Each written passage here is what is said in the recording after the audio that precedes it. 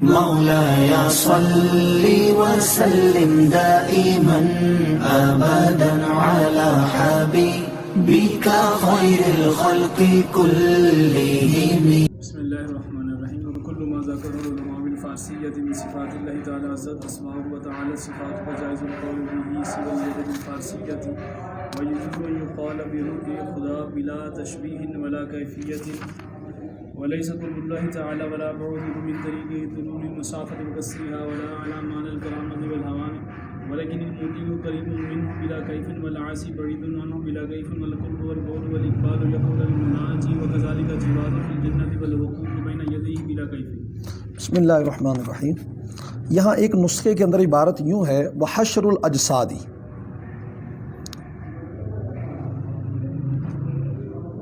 یعنی اجساد کا اٹھ جانا قیامت کے روز جو ہوگا، اور روحوں کا اس میں لوٹایا جانا قیامت کے روز ہوگا. یہ بھی ایک عبارت کا حصہ، لیکن وصایا شریف کے اندر بھی اس والے سے کچھ بات آئی ہے. ہمارا کل کا جو سبق تھا اس کے ساتھ ربط یہ ہے کہ جب حشر کے بیان سے فارغ ہو گئے اور جو صفات کا بیان پیچھے آیا اس والے سے، تو قیامت کے روز جو اللہ تبارک و تعالیٰ کے صفات کا بیان کیا گیا، اب تمام صفات کے والے سے ایک قاعدہ ذکر کیا جا رہا ہے. یعنی اللہ تعالیٰ کی صفات جو قیامت کے روز ہوگی، وہ جسموں کو زندہ فرمائے گا، روحوں کو لوٹائے گا، یہ ساری ذکر کرنے کے بعد قیامت کے روز جس کا ظہور ہوگا، تو اب ایک ضابطہ ذکر فرمایا جا رہا ہے. امام صاحب ایک ضابطہ ذکر فرماتے ہیں اللہ تعالیٰ کی صفات کے والے سے. وہ ضابطہ یہ ہے کہ وَكُلُّ شَيْءٍ، ایک نسخے میں یہ ہے، اور ایک نسخے میں یہ وَكُلُّ مَا ذَكَرَهُ الْعُلَمَاءُ بِالْفَارِسِيَّةِ مِن صِفَاتِ اللَّهِ تَعَالَى عزت اسماؤہ وتعالت صفاتہ فجائز القول بہ، اور ایک نسخے میں فجاز القول بہ، یہ فعل کے ساتھ، اور یہ جو مصری نسخہ اس میں فجائز القول بہ کے ساتھ ہے، یعنی فجائز القول بہ، یہ جائز کا وہ فاعل ہی بنے گا. وہ ضابطہ کیا ہے کہ ہر چیز کہ جسے علماء کرام نے عربی عبارت کے علاوہ اللہ تعالیٰ کی صفات کے والے سے ذکر کیا ہو، اور اللہ تعالیٰ کی صفات جیسے وجہ ہے اور قدم ہے، عین ہے، یہ جو اللہ تعالیٰ کی صفات ہے، اس حوالے سے جو ذکر کیا گیا ہے، ہر وہ شے جس کو علماء کرام نے عربی زبان کے علاوہ جو ذکر کیا ہے، عزت اسماؤ، اللہ تعالیٰ کی اسماء جو ہیں وہ غالب ہے، سمجھوں سے بالا تر ہے. عزت اسماؤ کا مطلب عزا و جل، ہم لفظ بولتے ہیں نا، تو عزا کا مطلب ہے کہ اللہ تعالیٰ کی جو صفت ہے وہ سمجھوں پر غالب ہے، سمجھوں سے بالا تر ہے، ہماری سمجھ میں آنے والی نہیں. وتعالی صفاتہ، اور وہموں سے بلند ہے. بس جو علماء کرام نے کہہ دیا، چونکہ یہ اللہ کے ترجمان ہیں دنیا کے اندر علماء کرام، فجائز القول بہ، جائز ہے ایسا کہنا. جائز ہونے کا مطلب کیا ہے کہ ہم اس کی پیروی کریں اس بات کی تعبیر میں جو علماء کرام نے بیان فرمائی ہیں اللہ تعالیٰ کی اسماء اور صفات کے والے سے. جو علماء کرام نے اپنے اپنے لغات کے والے سے، اپنے اپنے علاقوں کی زبان کے والے سے جو علماء کرام نے صلاحت کی ہے، اس کی پیروی کی جائے. تو علماء کی پیروی کرنے سے تقلید ہوگی کہ نہیں؟ تو یہ قائد میں تقلید ہو رہی ہے، اصولیات کے اندر نہیں ہوتی تقلید، فروعیات میں وہ احکامات ہوں، عقائد ہوں، سب میں تقلید ہوتی ہے. فتاویٰ نظیریہ دیکھ لیں، فتاویٰ اہل حدیث دیکھ لیں، فتاویٰ ثنائیہ دیکھ لیں، غیر مقلدین کے فتاویٰ ہے. تو فتاویٰ ہو گئے غیر مقلدین کا مطلب کیا ہوا؟ پھر اس کے اندر کتاب الایمان ہے جس کے عقیدے کے مسائل بتائے جا رہے ہیں. تو عقیدے کے مسائل کو عام بندہ کیا سمجھے گا کہ بھئی یہ اس کہا ہے لہذا مانا جائے؟ نہ ماننے کے لیے تو لکھے نہیں ہیں، ماننے کے لیے لکھے، ماننے کا مطلب تقلید ہے، اور کیا ہے؟ ہاں اچھا، اب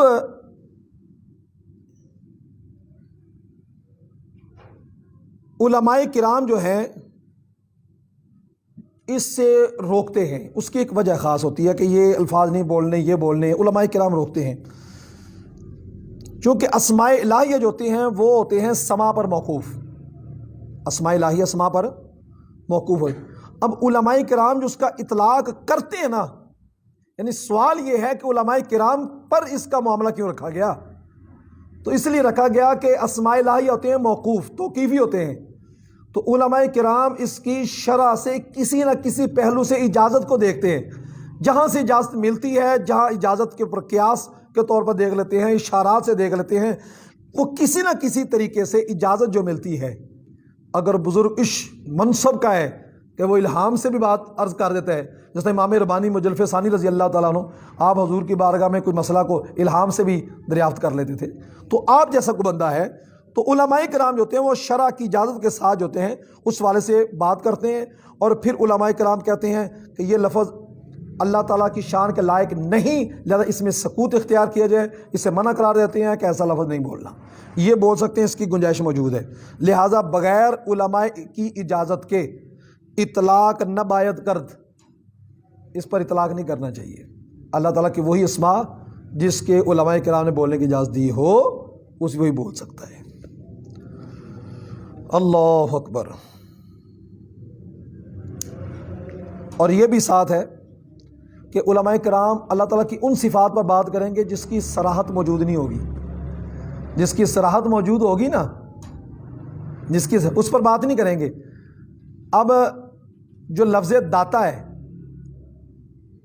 داتا، یہ اللہ تعالیٰ کے لیے نہیں آیا ہے قرآن مجید میں نہ حدیث میں، عربی کے علاوہ ہے، اور اللہ کے اسماء توقیفی ہیں، تو جب اللہ کے لیے آیا نہیں ہے تو پھر اس کو کس کے لیے رکھا جائے؟ جی اللہ ہی داتا، اللہ ہی داتا کہو گے تو پھر اللہ تبارک و تعالیٰ کے ناموں کے اندر کوئی نام دکھانا پڑے گا، اور علماء کرام نے اس والے سے کہا ہے کہ اللہ کے لیے داتا بولو گے تو حقیقی معنی کا لحاظ رکھ کر بولو سکتے ہو، اللہ تعالیٰ کے لیے داتا کا لفظ بولو گے تو حقیقی معنی کا لحاظ رکھنا ضروری ہے، اور اگر اللہ تعالیٰ کے لیے داتا کا لفظ نہیں بولتے، روٹین سے داتا کا لفظ، داتا کا معنی دینے والا، تو وہ کوئی بھی دینے والا ہے، بزرگ ہے، مشائخ ہے، دعا ہے، جس کی دعا سے عطا ہوتا ہے، مجازی معنی کے اعتبار سے بولا جا سکتا ہے۔ تو بھئی اللہ کے نام توقیفی ہیں، شرک کا فتویٰ تب لگتا ہے جب وہ قطعی طور پر ہو اور اس کے اندر کوئی احتمال نہ پایا جا رہا ہو، یہاں مجازی اور حقیقی کی پوری تقسیم موجود ہے۔ سول ید بالفارسیہ، سوائے لفظ ید کے اس کا فارسی کے اندر جو معنی چلتا ہے اس کو بیان کیا جا سکتا ہے، مطلب کہ بھی اس کی تعبیر فارسی میں کرنی جائز نہیں ہے۔ مفہوم اس کا یہ ہے کہ علماء کرام ان کے علاوہ کے لیے جائز ہے کہ اس کو تعبیر کریں، لفظ ید کے ساتھ ہی اس کو استعمال کریں، اور یوں نہیں کہنا چاہیے دست اللہ برہمہ، اللہ تعالیٰ کا جو دست ہے وہ سب پر ہے، اور جو اللہ تبارک و تعالیٰ کے لیے لفظ بولنا ہے تو ید اللہ کا لفظ بول سکتے ہیں، دست اللہ کا لفظ نہیں بولیں گے، کیونکہ اصل یہ متشابہات میں سے ید جو ہے نا، ید یہ متشابہات میں سے، اسی واسطے جب ہم ترجمہ بھی کرتے ہیں نا، اس کا ہمارے مشائخ نے ترجمہ کیا ہے تو دست قدرت کا لفظ ساتھ بولا ہے تاکہ وہ متشابہات والی بات رہ جائے۔ تو اس معنی کا اطلاق نہیں کرنا چاہیے ید کا، یعنی اللہ کا ہاتھ ہے، ہاتھ کا دست قدرت، ید کا ترجمہ ہاتھ کے ساتھ نہ کیا جائے، ید رحمان، دست قدرت، یوں لفظ بولے جائے۔ اسی طرح جو اللہ تعالیٰ کا جو چہرے کے والے سے بات ہے وہ اس کے بارے میں کہتے ہیں وَيَجُوزُ أَن يُقَالَ بروئے خدا، اور جائز ہے کہ یہ کہا جائے بروئے خدا، وجہ اللہ، بروئے خدا، خدا کا چہرہ، یہ کہا جا سکتا، لیکن کیسے کہا جائے گا؟ بلا تشبیہ ولا کیفیت۔ تو یہ ضابطہ جب بیان ہو گیا کہ جس کو علماء کرام تو علماء کرام جس کو اسماء توقیفیہ کے علاوہ میں جائز قرار دیں تو ان کو بولا جا سکتا ہے۔ لفظ ید جو ہے اس کو اسی طرح بولا جائے گا، اور وجہ ان کے والے سے یہ بات ہے کہ بولا جا سکتا ہے لیکن اس کی کوئی تشبیہ، کوئی کیفیت نہیں متعین کی جائے گی۔ اب اس کے بعد مصنف علیہ رحمہ امام صاحب جب اس بات سے فارغ ہوئے، بھی قاعدہ کلیہ بیان کر دیا اللہ تعالیٰ کی صفات کے والے سے کہ جو اسماء توقیفیہ ہیں ان کو اسی طرح بولا جائے گا، جو اسماء توقیفیہ کے علاوہ ہیں تو جس کی علماء کرام اجازت دیں گے اسی کو بولا جا سکتا ہے، اس کے علاوہ کو نہیں۔ تو اب جو قیامت کے روز اللہ تبارک و تعالیٰ کے اسماء اور کیفیات اور صفات جو ہوں گی اس کا بیان فرما رہے ہیں۔ قیامت کے روز جن صفات کا ظہور ہوگا اس والے سے بیان کریں۔ وَلَيْسَ قُرْبُ اللَّهِ تَعَالَى وَبُعْدُهُ، اللہ تعالیٰ کا قرب اور بعد من طریق المسافتی، مسافت کے طریقے پر، مسافت کی لمبائی یا مسافت کی کمی سے کی وجہ سے طریقے سے نہیں ہوگا۔ ولا علی مان الکرامت والہون، اور نہ ہی کوئی کرامت اور ذلت کے معنی سے ہوگا، اور ایک نسخہ کے اندر ولا علی مان الکرامت والہوان ہے، نہ ہی کرامت اور رسوائی کے معنی میں ہوگا کہ قرب جس کا ہوگا اس کو عزت مل گئی، کرامت مل گئی، اور جس کے دوری ہوگی اسے رسوا کر دیا گیا، ایسا بھی نہیں ہے پھر کیا؟ لیکن المطیع قریب منہ، لیکن یہ ہے کہ جو نیکوکار ہوگا، پرہیزگار ہوگا، اطاعت کرنے والا ہوگا، وہ قریب ہوگا اللہ تعالیٰ کے بغیر کیف کے، اور جو گناہ گار ہوگا وہ دور ہوگا بغیر کیف کے۔ اب اس کا جو کہا فرمایا نا بغیر کیف کے، تو یہ معاملہ سمجھ سے بالاتر ہے، یعنی اس حقیقت کو اللہ کے ہی سپرد کر دینا یہی مناسب ہے۔ اس کی کیفیت کو، اس کی نوعیت کو اللہ ہی بہتر سمجھتا ہے، اور نصوص کے اندر تعویل نہیں کرنی چاہیے۔ اب قرب اور بعد کا جو معنی اللہ تبارک و تعالیٰ نے جو ارشاد فرمایا کہ انی قریب اجیب دعوت الداع اذا دعان، جب میرے بندے مجھ سے میرے بارے میں پوچھتے ہیں کہ میں کہاں ہوں، تو کہ جب تم پکارتے ہو تو میں دعا کرنے والے کی دعا کو قبول کرتا ہوں، میں بڑے نیڑے ہوں، بہت قریب ہوں۔ تو پہلی بات یہ سمجھ لی جائے کہ یہ قرب جو ہوتا ہے نا اللہ تعالیٰ کا، اللہ تعالیٰ جو قریب ہوتا ہے یہ قرب مکان اور جہت کے اعتبار سے نہیں ہے، یہ قرب علم اور حفظ کے اعتبار سے ہے۔ اللہ محفوظ کرتا ہے، اللہ جانتا ہے، اللہ اس کی حفاظت فرماتا ہے، یہ قرب اس معنی میں ہے۔ اور اس قرب کے اوپر دلیل یہ ہے کہ ایک بندہ جو ہے وہ مشرق میں ہے، ایک مغرب میں ہے، اور فرشتے بھی ہیں، ہر عرش والے جو فرشتے ہیں وہ بھی ہیں۔ اب اللہ تبارک و تعالیٰ سبھی کے قریب ہے، تو اگر اللہ مشرق والوں کے ہوگا تو جہت کے اعتبار سے اگر کسی کو قریب مانا جائے تو جو مشرق میں ہوگا تو پھر مغرب سے دور ہوگا، مغرب کے قریب وہ ہوتا مشرق والوں سے دور ہوگا، اگر ان دونوں کے قریب ہو تو عرش والوں سے دور ہوگا۔ اللہ تعالیٰ ان سے دور نہیں ہے، تو جب یہ مسلم ہے کہ اللہ تبارک و تعالیٰ ان سے دور نہیں ہے تو یہ بھی ثابت ہو گیا کہ اللہ تبارک و تعالیٰ کا قرب جو ہے وہ جہت اور مکان کے اعتبار سے نہیں ہے۔ اگر جہت اور مکان کے اعتبار سے ہوتا تو جہاد کبھی متاثر نہ ہوتی۔ جہاد کا متاثر ہونا اس بات کی دلیل ہے کہ اللہ تعالیٰ کا قرب جہت اور مکان کے اعتبار سے نہیں ہے۔ اللہ تعالیٰ سبھی کی دعا سن رہے ہیں، وَهُوَ مَعَكُمْ أَيْنَمَا كُنْتُمْ وَنَحْنُ أَقْرَبُ إِلَيْهِ مِنْ حَبْلِ الْوَرِيدِ، یہ اللہ تعالیٰ کے علم کے اعتبار سے ہے۔ اچھا بھی اللہ تبارک و تعالیٰ سے پھر یہ بھی ایک سوال آ جاتا ہے کہ اللہ ہماری شارع کے قریب ہے، اللہ ہماری شارع کے قریب ہے تو ہمیں تو پھر اللہ سے مانگنا چاہیے، ہم کیوں بابا داتا صاحب جاتے ہیں یا بابا جی سے مانگتے ہیں؟ تو جواب یہ ہے کہ اللہ قریب ہے، ہم دور ہیں۔ ہم قرب کے لیے پھر ذرائع تلاش کرتے ہیں جو اللہ نے بتائے ہوئے ہیں، ذرائع دعا ذریعہ بتایا، یا الذین استعینوا بالصبر والصلاۃ، نماز ذریعہ بتایا۔ اب نہ نماز اللہ ہے، نہ دعا اللہ ہے، نہ صبر اللہ ہے، اس کے ذریعے اللہ سے مانگا جائے گا۔ اور اسی طرح زوات کا جو وسیلہ ہے وہ بھی جائز ہے۔ حضرت عباس رضی اللہ عنہ کا وسیلہ حضرت عمر فاروق رضی اللہ عنہ پیش کیا جو غیر نبی ہے، اور نبی اکرم صلی اللہ علیہ وسلم کا وسیلہ خود حضور نے فرمایا ہوا کہ میرا وسیلہ پیش کرو، نبی نے کی آنکھیں درست ہو گئی۔ ابن ماجہ شریف کی حدیث ہے اور طبرانی کی بھی روایت ہے، حضور کے وصال مبارک کے بعد بھی یہ دعا مانگی گئی۔ اس کا مطلب یہ ہے کہ اللہ تبارک و تعالی ہمارے بڑے ہی نیڑے ہے، ہم دور ہیں، تو قرب کے لیے ہم ایسا کرتے ہیں، کوئی نہ کوئی ذرائع تلاش کرتے ہیں، دعائیں تلاش کرتے ہیں، والدین کی خدمت تلاش کرتے ہیں، تو قرب تلاش کرنے کے لیے ذرائع۔ یہاں پر ایک مسئلہ ہے کہ جس کو بیان فرمایا ہے امام فخر الدین رازی رحمۃ اللہ تفسیر کبیر میں، کہ اللہ تعالیٰ کے لیے ہم کہتے ہیں عوام بول دیتی ہے والمسلمون یقولون انہ تعالیٰ بکل مکان، عموماً ہماری عوام بول دیتی ہے اللہ ہر جگہ پہ موجود ہے، تو ہم اس کے اوپر حکم بھی لگاتے ہیں یہ نہیں کہنا چاہیے، کہتے ہیں اصل کسی کی تعویل ہے، وَيُرِيدُونَ بِهِ التَّدْبِيرَ وَالْحِفْظَ وَالْحَرَاسَةَ۔ اللہ تبارک و تعالی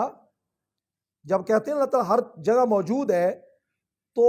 اللہ ہر مکان میں موجود ہے، تو اس کا مطلب یہ لیتے ہیں کہ اللہ تبارک و تعالیٰ کی تدبیر ہر جگہ موجود ہے، اللہ تعالیٰ ہر جگہ حفاظت فرمانے والا ہے، اللہ تبارک و تعالیٰ ہر جگہ دھیان رکھنے والا ہے، وہ خاص مہربانی فرمانے والا ہے۔ یہ 5ویں جلد میں امام فخر الدین رازی نے ارشاد فرمایا، غالباً صفحہ جو میرے پاس 105 کا ہے۔ تو اس طرح ہمارے جو عوام لفظ بولتی ہے وہ بھی درست ہو گیا اگر اس کی یہ تعویل پیش نظر رہے، اور یہ علماء کرام کے پیش نظر ہوتی ہے۔ اور جو معنی بیان کیا جاتا ہے نا یہ کرامت کا اور ہوان کا، کہ وہ کرامت کے پیش نظر نہیں ہے اور ہوان رسوائی والا اس کے پیش نظر نہیں ہے، اصل یہ ہے کہ یہ تعویل ہے، اور اس تعویل کو کیا ہے صوفیاء کرام نے۔ لیکن امام اعظم حنیفہ رحمۃ اللہ علیہ آپ نے اس کو متشابہات میں قرار دیتے ہوئے کہا بس ایمان رکھنا ہے، یقین رکھنا ہے، اسی واسطے آگے فرمایا لیکن مطیع جو ہوگا قریب ہوگا اللہ کے بغیر کیف کے، اور گناہ گار جو ہوگا وہ دور ہوگا اللہ تعالیٰ سے بغیر کیف کے، یعنی اللہ کے سپرد کر دو۔ اور قرب و بعد اور اقبال توجہ کرنا، یقع علی المناجی، وہ جو دعا مانگنے والا ہے نا مناجی، نجات پانے والا جو ہے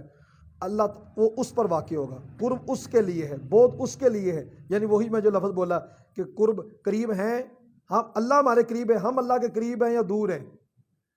تو دور ہیں تو قرب تلاش کرنے کے پھر راہ تلاش کرتے ہیں۔ اقبال قرب بعد یہ مناجی پر ہے، اور یہی مفہوم ہے وَكَذَلِكَ جِوَارُهُ فِي الْجَنَّةِ، کہ اللہ تبارک و تعالیٰ کی پڑوس ہوگی جنت میں، اس کا بھی یہی مفہوم ہے کہ وہ مقام قرب میں ہوگا اور بغیر کیف کے ہوگا۔ اور یہی مفہوم ہے کہ اللہ کے روز قیامت کے روز اللہ کے سامنے جو کھڑا ہونا ہوگا بغیر کیف کے ہوگا، وقوف بین یدیہ، جو کھڑا ہونا ہوگا اللہ کی بارگاہ میں اللہ کے سامنے بغیر کیف کے ہوگا۔ وہ کیسے کھڑے ہوں گے؟ وَلِمَنْ خَافَ مَقَامَ رَبِّهِ جَنَّتَانِ، اور اپنے رب کی بارگاہ میں جو کھڑا ہونے سے ڈرا،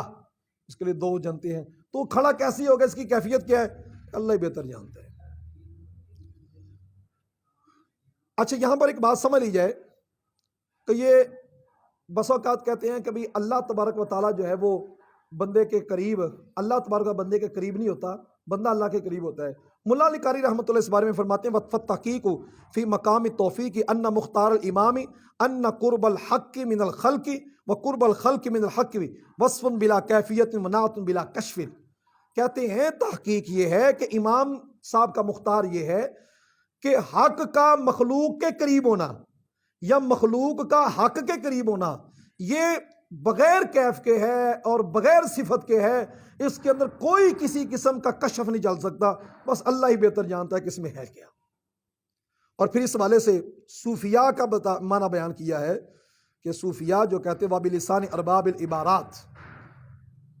جو صوفیاء ہیں ارباب عبارات اور اصحاب اشارات، وہ اس بات کی طرف گئے ہیں کہ معنی القرب الی الربی، قرب کا معنی رب کی جناب میں یہ ہے ان ترا نعمتہ، یہ کہ تو رب کی نعمتوں کو دیکھے اور اس کا مشاہدہ کرے، اس کی نعمتوں کا فی جمیع حالاتک، تیرے جو بھی حالات ہوں تو یہ سمجھ کہ میرے سارے حالات میں اللہ میرے پاس ہے، سارے چنگے حال لیں، اور ان حال میں جو نعمت میسر ہو اس نعمت پر شکر ادا کر رہا ہو، یہ ہے صوفیاء کے نزدیک قرب کا معنی۔ اور جو تیرے اپنے افعال ہیں، تیری اپنی کوششیں ہیں، وہ تجھ سے غائب ہو جائیں، تو ان سے بے خبر ہو، پتہ ہی نہ ہو کہ میری بھی کوئی کام کاوش ہے کہ نہیں ہے، کوئی کارکردگی نہیں، کوئی مقبول ہے کہ غیر مقبول ہے، کارکردگی ہے ہی نہیں، بس یہی ہے کہ اللہ کی جناب میں ہے، جو ہے سو ہے، اور اسی سے وحدت الوجود اور وحدت الشہود کا تصور نکلتا ہے۔ کہ وحدت الوجود اگر صحیح معنی میں ہو جائے تو وہ بڑی اعلیٰ چیز ہے، جس میں نظر صرف اللہ ہی کی طرف رہتی ہے، لیکن نظر غیر کی طرف بھی رہے اور پھر کہے کہ اللہ ہے، یہ اللہ ہے، تو یہ کفر و شرک ہے، یہ الہاد ہے۔ اور امام ربانی مجلد ثانی رضی اللہ تعالیٰ نے آپ نے اس کے اوپر کمال کی تحقیق فرمائی کہ وحدت الوجود ایک خاص حالت ہے جس پر طاری ہوتا ہے اسی کے لیے، اور وحدت الشہود حقیقت ہے کہ اللہ تبارک و تعالیٰ نے ہر چیز کو پیدا کیا اور ہر صنعت کے اندر اللہ کی جو خالقیت ہے اس کا ظہور پایا جا رہا ہے۔ بس وحدت الوجود وحدت الشہود بھی اسی اعتبار سے ہے۔ اللہ تبارک و تعالیٰ مہربانی فرمائے۔ جزاک اللہ۔